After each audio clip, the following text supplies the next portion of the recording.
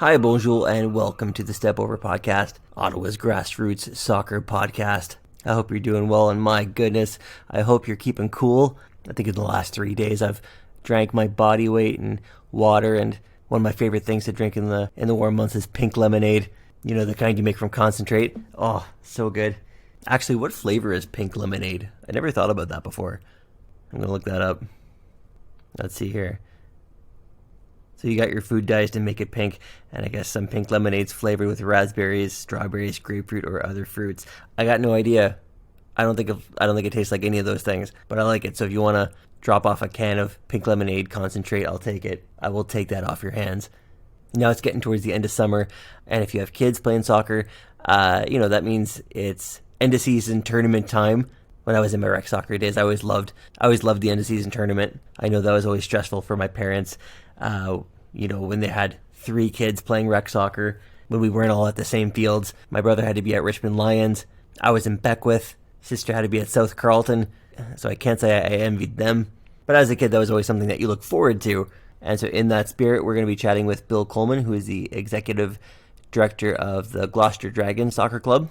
This weekend, they're hosting their Soccer Days weekend end-of-season tournament, which sounds like it's going to be a good time. So we're going to talk with him and learn all about the Gloucester Dragons in general. You may know them as the club that Jonathan David got his start at. But first, I want to take a few minutes. I've kind of cooled down after watching Atletico Ottawa fall 4-0 to Forge FC the other night. I'm trying to be better when I watch any sports, really. I try and stay off social media as much as I can. I try not to post too much, especially when things aren't going the way that I want them to. I think a lot of us have a hard time posting rational thoughts when you're overly upset about something.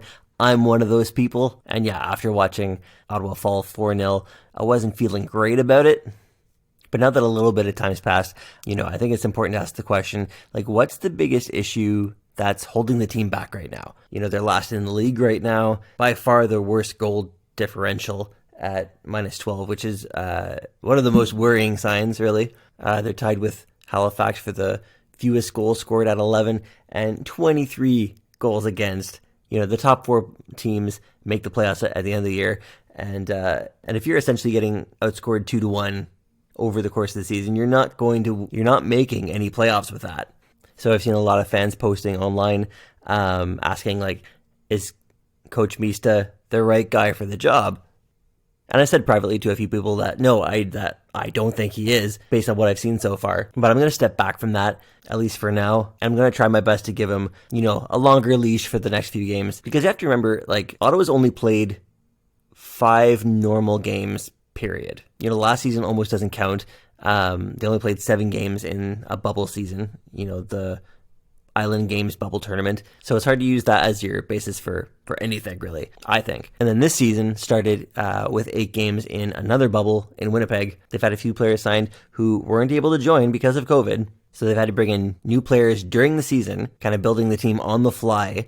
So I've decided I'm going to try not to call for Coach Mista's head for another 5 to 10 games. They're 13 games into a 28-game season, and only the last 5 league games have been outside a bubble. Ottawa's played pretty well at home, and the next 4 games, those are all at home. They're key games. If Ottawa doesn't win at least 2 of the next 4 games, I think you can probably just write off the season. But something Miska's got to show is that he can adapt to the situations presented to him during a game.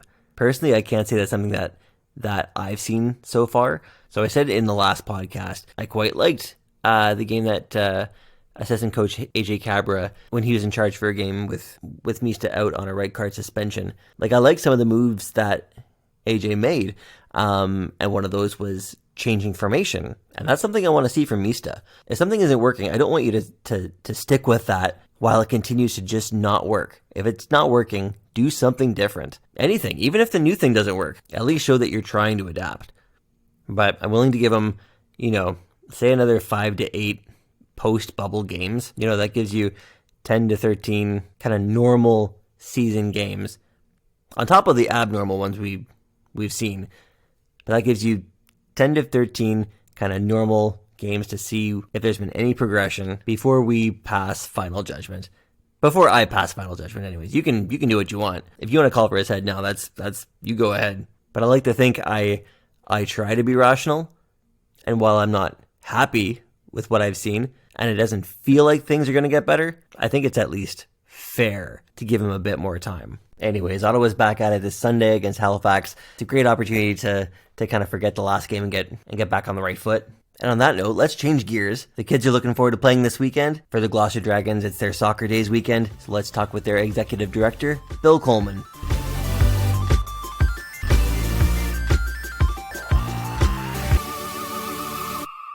So Bill, I want to start off with a bit of a curveball for you. You're the chairman of the Gloucester Dragons. What's your favorite movie that has a dragon in it? Oh boy.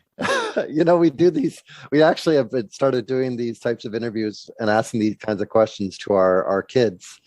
And they always come up with great answers. I don't have a good one. The only one I can think of, I guess I can think of a couple now, but probably How to Train Your Dragon is my favorite dragon movie right now. That's such a good one. Yeah, no, that's a great answer. I locked in my answer is Dragonheart. I really like that movie. I liked that one when I was growing up. Oh yeah, that was a great movie. But I loved How to Train Your Dragon, and I'm not sure which one I actually like more. But so something I always ask people, especially when they're like in a non-playing role, what's your background with soccer? Like, when did you first get into the sport? Oh, I started playing when I was 4, and played house league all through my teen years, and then I played at high school and started playing at university. Actually, I played for Bishops, and we were playing against really strong teams like Concordia and McGill and Sherbrooke, all these teams that were going to the nationals. And our little university Bishops didn't have a strong team. So I was actually a sweeper until I started playing at university. And then I started playing keeper when I was at university because we didn't have a strong keeper. And I've been in net ever since. So I've been playing for, I don't know, I guess almost 48 years now. Oh, right on. So you still play? I do, yeah. You have like a weekly team or anything? Yeah, I play in a couple of leagues. I play with the Gloucester Gentlemen's League in the winter. Just all the old timers. So the old timers for the OCSL. Blackburn Arms has a fantastic league for adults. So I play with them as well. Right on. When you were growing up, did you have a favorite team or a favorite player? I have to say, I love playing sports. I love playing soccer, and I get out maybe once or twice a year to watch a live game, but that's about all I do in terms of following professional sports and professional soccer. Okay. So you're the chairman of Gloucester Dragons Soccer Club. So I was born and raised in the West, in Stittsville. I played my soccer for Goulburn. So I'm going to play dumb. It's a very easy game for me to play. Good job. I know very little about the Gloucester Dragons. So can you give us a bit of a rundown of the club for people like me who don't know a lot about it yet? Sure. Well, the Gloucester Dragons is 50 years old this year. We started as the Gloucester Soccer Association back in 1971. We are the largest youth recreational club in Ottawa. Really? So we focus 100% of our energy on rec. We don't have a competitive side at all. And we've got about, this year, we've got 1,250 youth rec players playing for Gloucester Dragons. That's fantastic. So what ages do they range from? And they start at 4 and go all the way to 18. And how did you first get involved with the club? We moved to Ottawa about 7 years ago, and I've got 3 kids, and they were all playing soccer at the time. And so I was looking for a club, and Gloucester was the one that was in the neighborhood. So that's what we signed up for. So you first joined as a parent. When did you kind of move into, being a part of the running of the club? Well, I've always loved coaching. So I've coached my kids since they started. So, my oldest is 18 now. So they've had the benefit or lack thereof of my coaching for the last 14 years. And so when we signed up with the Gloucester Dragons, I started coaching all three of them because I could do that in 1 week because two of them were only playing once a week. And then slowly over time, once the commitment became twice a week, I could only coach two of them. And now, one's aged out, and the other one wants to play other sports, baseball and rugby and all those other sports. So I'm only coaching the one. So I joined the board about 6 years ago, just as the director of operations, because I used to work for Canadian Blood Services as a director of operations. So I felt that skill set could be useful for the Dragons too. Okay, that's great. You mentioned that the Dragons is exclusively like a rec club. Like, what's the reason for that? Like, why no competitive side to the club? So there are lots of competitive clubs, and what we found is that even though 80% of kids should be playing rec, that there is always going to be a 20% who want to play more competitively. They want to travel. They want to be doing the tournaments. But we believe that 80% of kids are out there just to have fun. They want to play once a week. They don't want to have to travel too far. And that's rec soccer. That's house league. And the kind of parent that you get who's got a kid who's in competitive has a very different approach than those who just play once a week, those who play rec. And the clubs that are both competitive and rec tend to be very driven by the competitive side because of that. They're paying more, their kids are more committed, they're more committed. So they're driving all of the decisions and taking a lot of the money from the club to go to those programs. By having a club that's strictly focused on rec, 100% of our funds go to rec. So we've got a good quality rec program. We've got over 200 volunteers who support our rec program as well. And it's all focused on the 80% of kids who really should be playing rec soccer. Now, with that many kids playing, you're going to have some kids who maybe really fall in love with the sport and are really good at it, and may want to pursue a more competitive atmosphere. So what do you kind of offer to them? Do you say like, hey, like, this is a really good club in the area that you can move to, or like what kind of what do you tell them? Oh yeah, we get a handful of those kids. So Jonathan David played for us. He played for the Dragons, of course, and so he played for us for I think 2 seasons, and then he moved over to the Hornets, which is a competitive club in Gloucester. And then from the Hornets, he went to the Internationals, which is a competitive club in sort of eastern Ottawa, downtown. And so we definitely encourage that. When we see a kid who's got talent and ambition to play at a higher level, we absolutely promote them to go play for a competitive club. Now, you mentioned Jonathan David. Do you have any coaches still there who like remember him as like a 10, 11-year-old? Yeah, we do actually. Yeah. We reached out to his coach a couple of years ago when he first hit the scene in Europe. And because we were getting media inquiries, we want to know who coached Jonathan David when he was 8 years old. And so I reached out to the coach. He had no clue. He remembered sort of having this superstar on his team, but he hadn't followed his path and his career. So he didn't know that Jonathan David had become the star that he has today. So it was pretty cool. He was happy to have been a part of his life, remembered him as a super skilled player, and was happy that he'd gone on to success. That's cool for him too, because now he's got this story where, he can tell everyone, oh yeah, I taught Jonathan everything he knows. Yeah, exactly. I'm responsible for his success. Yeah, exactly. I don't think maybe he'll put that on his resume. I'm not sure. Yeah, we'll see.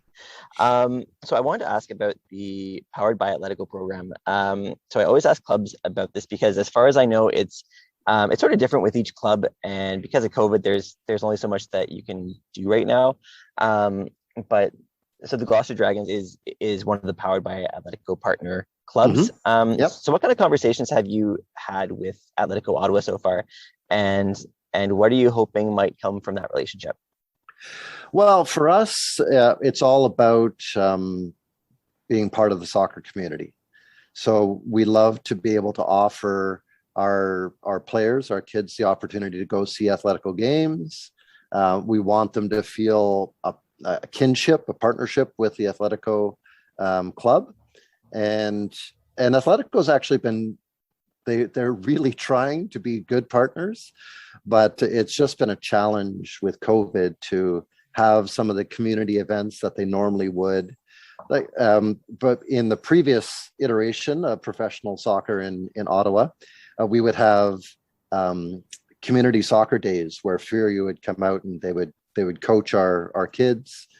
We would be able to have on-field activities happening at Fury games, and that's what Atletico is going to do for us as well when we're allowed. But we haven't been able to get there. But it's an important partnership for us. So from the first part of your answer, it kind of like sounds like it's they're there kind of to inspire the young players that make up Gloucester Dragons. Well, inspire, yeah, but really just provide that fun. It's fun to go out and watch a soccer game. It's fun to be with your friends and go to a sporting event, and it's kind of cool to see the mascot at your games, and it's all a part of that fun environment that we try to promote. So yeah, obviously the pandemic has been a challenge for for everyone, and like for every sports organization. But since the restart, like how is the return to play been going? Are the participation numbers getting close to pre-pandemic numbers? Like how has that been? Yeah. So we were one of the only clubs who actually played a season last year in COVID. Okay. So we had games. The first half of our summer, we had physically distanced practices only. And then once we were allowed in August to move to games, we moved to games. And so we had a partial season. And last year we had about 800 players instead of the 1,400 we had the year before. So it was a smaller group. And we really cut the fees so that we made it attractive for people to keep playing soccer. So we as a club lost a bunch of money, over $100,000 that year, just to continue to run soccer. And then this year, our numbers are back up. So we are at 1,250 players this year instead of the almost 1,400 we had pre-pandemic. And we think that's going to increase. We see those numbers going up. So I think it's going to be, I'm really optimistic to see what's going to happen. Okay, cool. So for for parents who are looking for their kids, for a place for their kids to play, like what sets Gloucester Dragons apart from other clubs? Like what makes Dragons, like especially if you're only looking for a place for kids to play rec soccer, what sets Gloucester Dragons apart from other clubs? Well, that is it. We focus 100% on fun soccer. So I've played competitive soccer. I know that it's fun as well, and I had a great time doing it. But there is a difference between playing competitive soccer and playing 100% fun rec soccer. So we invest all of our energy to make sure that we've got a great rec program where kids can come and have fun every week. And it's a whole lot less expensive to play rec soccer than it is to play competitive soccer. And so we focus on fun, and we focus on a good quality, safe environment. I don't know what the fees are across like all the clubs in Ottawa, but like how does Gloucester Dragons compare with other clubs in terms of playing fees? Our fees are very low. So for a standard summer season, it costs $150 to play for the summer. Or if you're U14 or up, it is $200 for the season. And if you compare that to any of the competitive clubs, they are several times higher than that. When you consider the registration and the team fees, you're usually paying over $1,000 for a season. So we're quite inexpensive. Okay, and is keeping costs for families low like something that's part of what's important for Gloucester Dragons? Oh, it is. Yeah, we want to make sure we've got soccer available to anyone who wants to play. So we keep our fees low, and we're breaking even or losing a little bit of money every year. But we've got good bank reserves. We don't need to worry about that piece. And then if there aren't families who can even afford the 150, we work with sports programs like the Canadian Tire Fund. The name is escaping me right now. Anyway, we work with other granting agencies to make sure they can afford to play. And if they don't qualify for those grants, then we cover their fees as well. So we want to make sure anybody who wants to play soccer, have 100% fun, can come and play with us. Yeah. So something that has kind of become apparent over the last little while of learning more about the local scene is that the cost of soccer has skyrocketed since I was playing as a kid. Like, what are some of the challenges of keeping those costs low? Like, why have the costs gone up so much?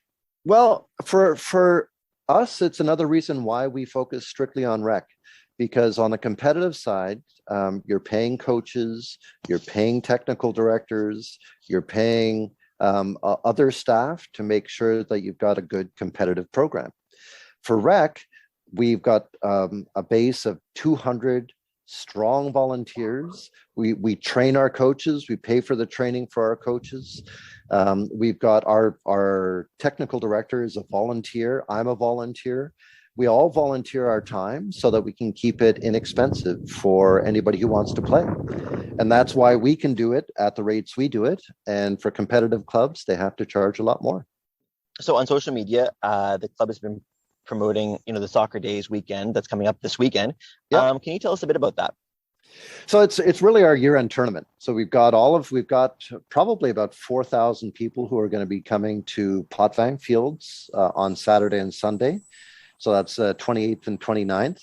We'll have a couple of food trucks there, but it's basically all of our players and their parents and grandparents and whoever else wants to come out and watch them play in this great festival environment. And it's our final hurrah for the year, our final festival. We know that we've got Tim Tierney, counselor from, I can't remember which ward, but from Beacon Hill, basically.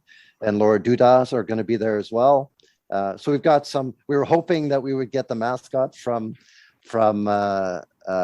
Atletico, but they can't come. And we were hoping to get a couple of coaches as well, or the coach. But no, unfortunately they weren't available. But it's just a chance for the kids to come out, have one final fun festival for the year to end our season. Right on. Yeah, does Atletico have a mascot actually? I keep looking, but they don't. I thought they did, and we asked for them, but not yet. I feel like they need a matador or something, Yeah, that would be perfect. Yes, I think that'd be perfect. Yeah, come slicing through the opposition. Yeah, exactly. Yeah. Like I remember the end of year tournament for playing rec soccer. Like it always seemed like a really fun thing to do. You played a ton of games. How is that kind of evolved over the years? It's been so long since I was part of that. Has it changed over the years? Well, the basics are still there. We're out there to play some fun soccer, and it's a round robin at all age groups. And then we have some trophies at the upper age groups. But all the kids are going to get their medals for coming out and having a great season. Because it is our 50th anniversary, we're giving out some special Dragons medals as well. So the kids are going to enjoy that. But it's basically that. It's a nice year-end tourney. All right. So my last question, is there anything that the Dragons have coming up that you want to put out there? Like any programs for the winter or fall?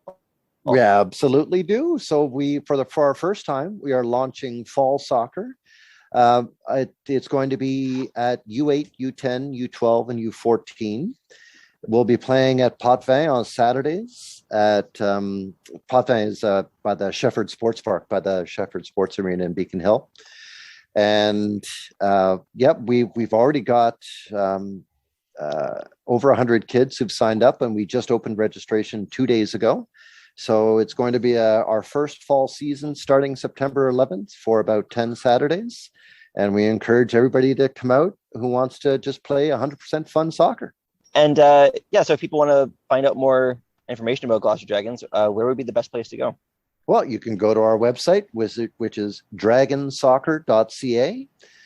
And actually, I should mention that the fall soccer is only $50, and it's going to be games every Saturday. So again, it's going to be inexpensive and all fun, and we'll keep it safe and organized too. But at dragonsoccer.ca, you can click on registration, and it'll take you right there.